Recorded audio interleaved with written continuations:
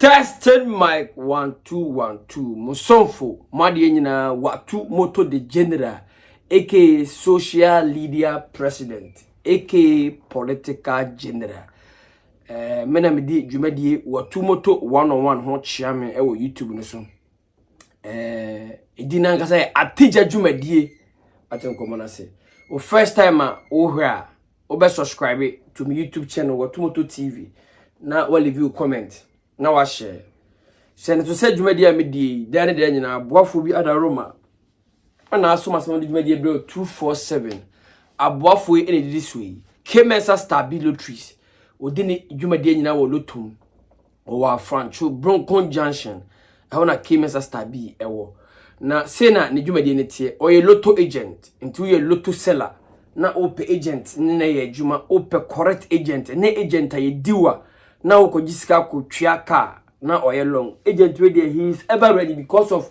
akuku da miensa bi ehye na chi man ye na dwuma Mr Adams hot and Mr Frank omo na she kemesa stabi adwuma we eni lotto adwuma na chi eni tira kemesa stabi udi billions of cities kwa na obetwa wade ama kama pa no for oni chimu wa Frank Chubonko Janso oye adwuma from Monday to Sunday kemesa ebie ne office atowo kona ne nkoye adwuma saso na eye prestige court eye bia eji ahome ewo eye kokobin new side junction kona kwada kama pa watumoto eye atija adwumade eye video reactions and eye we dive into matters ewo social media na so ye ko a first post na post we enye video eye a post from a lady saying a caption or say don't date a girl who cannot pay her own transportation fee to come and see you. A quick video message.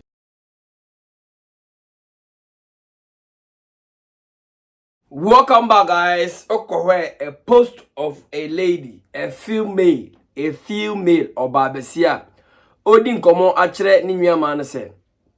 Emmanuel, say yes one man, say timbia no kase, me pebema o Benz, me pebema o bone brabi, me pebema obetima hweme, me pebema o ni fie dia. Ene e man no yeso friti ne de koi emema no se omoso kopema oba ono antimi fa ne sika transportation on fa car ema wo fie se bia metia francho na woti e bia be biti se santa so te patase woti ahodwo woti da aban a wo se woti mi fa car se Uber se ye Trotsky se ye taxi wa woti mi fa oyo ba be se wa woti mi fa ba mi fie ene me beda ye de wo pe bia wo wi a wa woti makọ Mia da me so ho aso da ye no metima se no kakra abayan person kire me man say yesu fiti na de ko yensu anyansa oba ono antimi fa ne sika emfa car de mbubo so ibia Trotsky Uber taxi ontimi mfa ma wo fie ene wo mbaye de obeso ibia no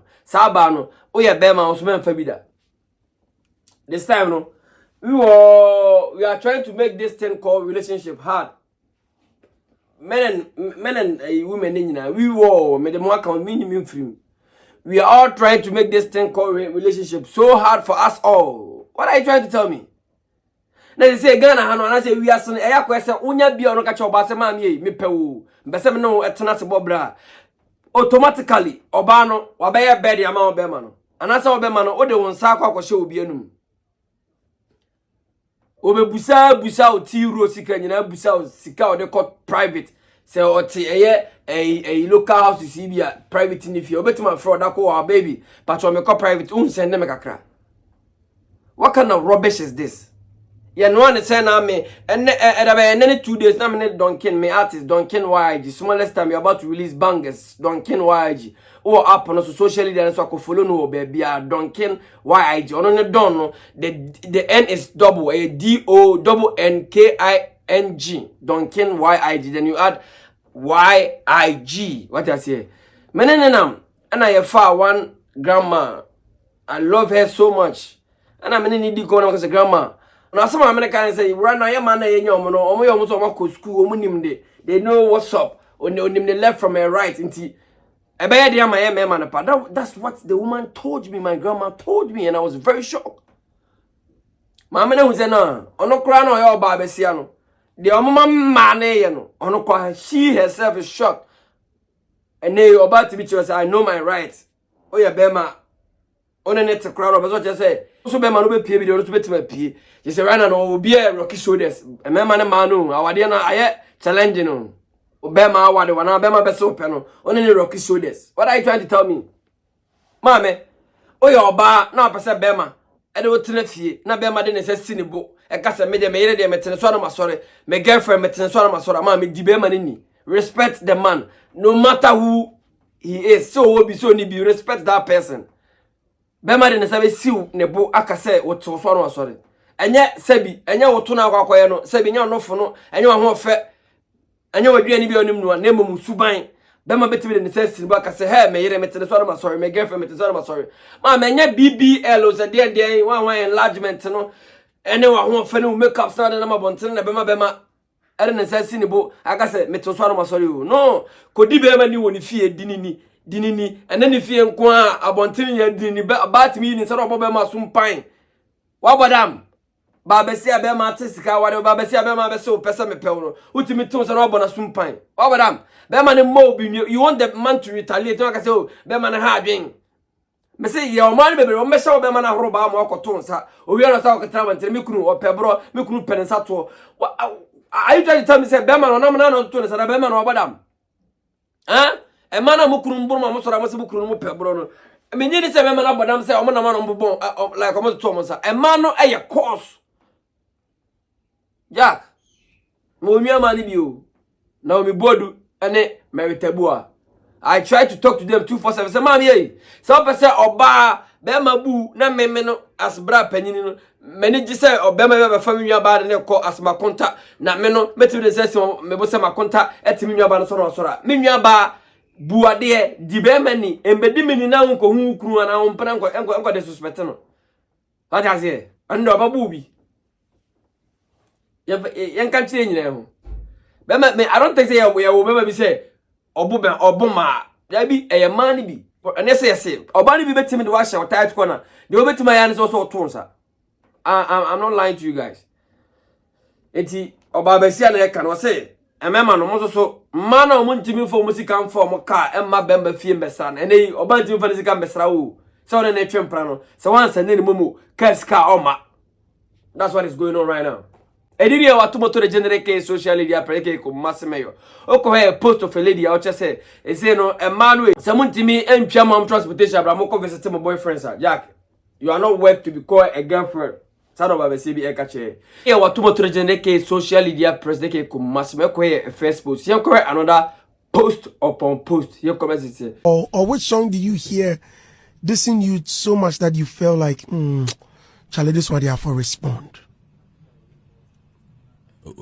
Some people can't tell me, oh, this guy, I would am guy in them why this and some why this a metric minim atasa like go for casting working with all of this so not the way but you know nobody didn't pour out my fans like one casamon so saw do more new more say tracks and doors and reply this yeah busy you doors on fully jim you soon well you know what I thinking. I like that part too. Let me add it to what you said earlier. Tracks in the doors one. Reply this. Yeah, reply this. You need time for this. What kind of man should be there? There be. See, some now. So tracks in the door. When you no. You see what Kofi Kinaata say? Wisdom.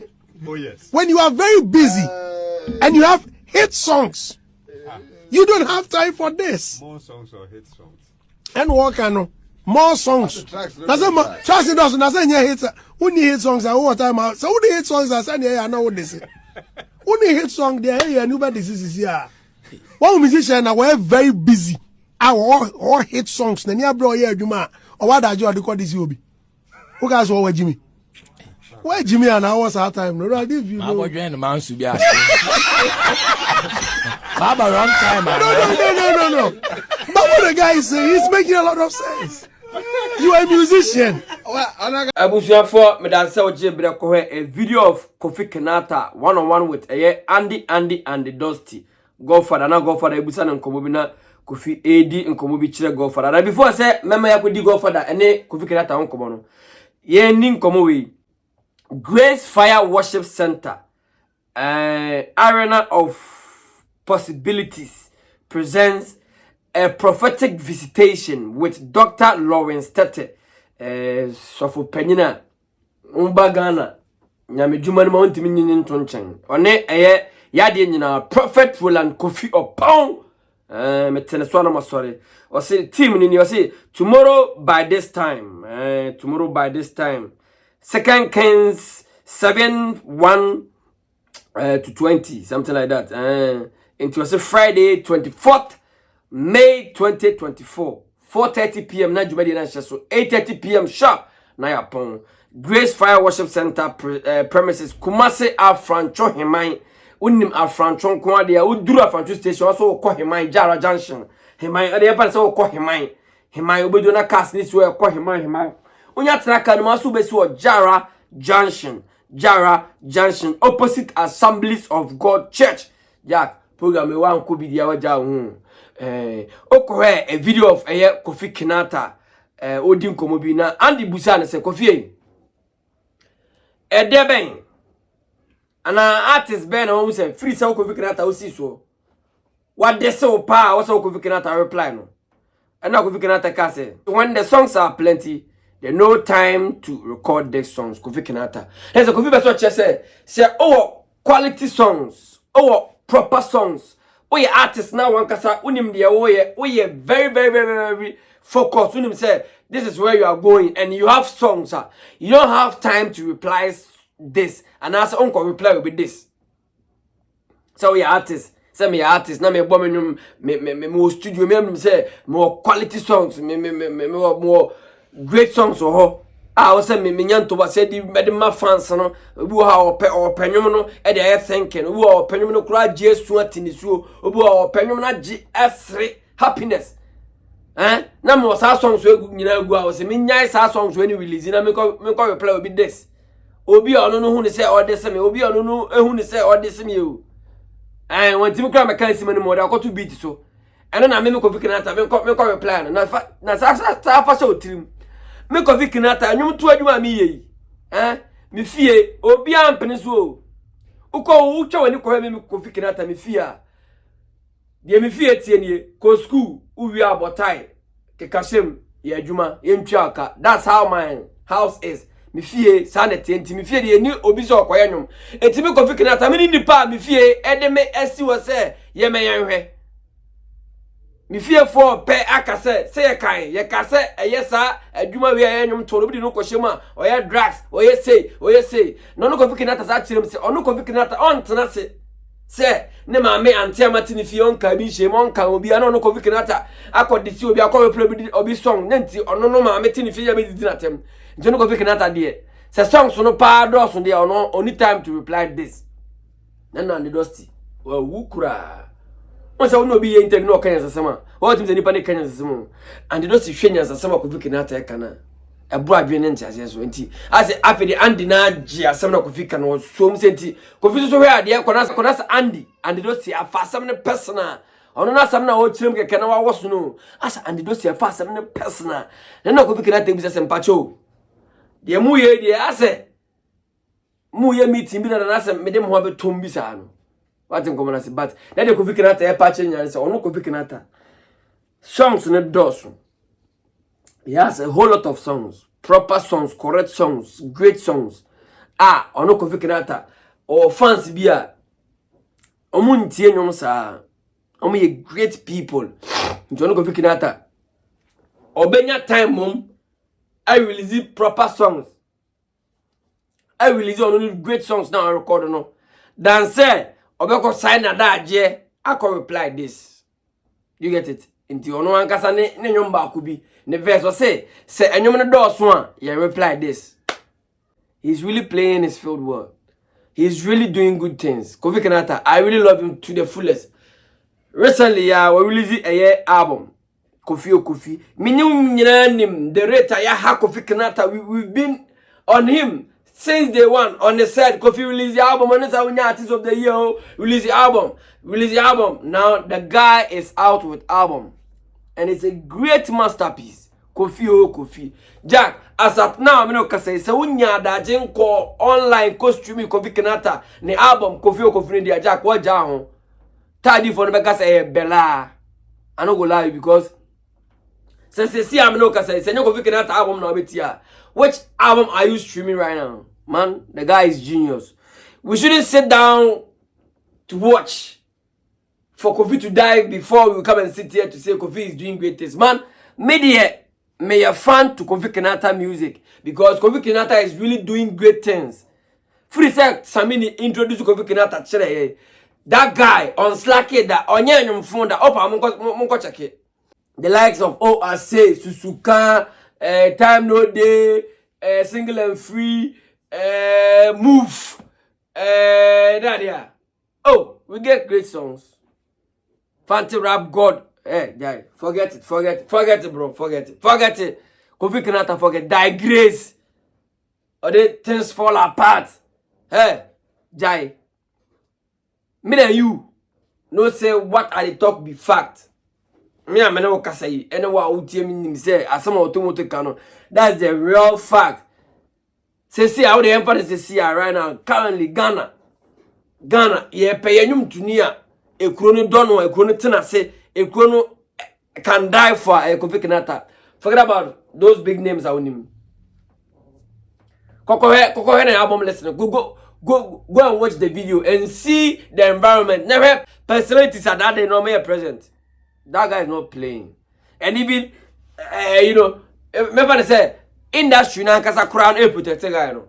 Industry Ghana music industry is protecting Kofi Kinaata because of say oh he great. We won't watch, we won't sit down, we won't allow say Kofi be where we are sana. You must be say tra Kofi Kinaata. It's hey man, forget it. Me so the upper we change for say Thomas ko Kofi Kinaata free say Samini introduce ne chere besin ne so Kofi Kinaata aslakeda say Kofi Kinaata enyum bia say enyum e Kofi below belt e bi see that e bi see that. That's the third guy. I really love him so much. Kofi Kinaata. One artist I met him share ho atwede pa gidigidi. Wo say me konto come na bra mutin fifiri akom na ba Kofi Kinaata. Forget it. You be ato nche. And I'm really praying to God say me artist nyina me nkwala mkuto mu nyina no emphasize sa kwa ne bi. I'm really praying hard. I know will lie you.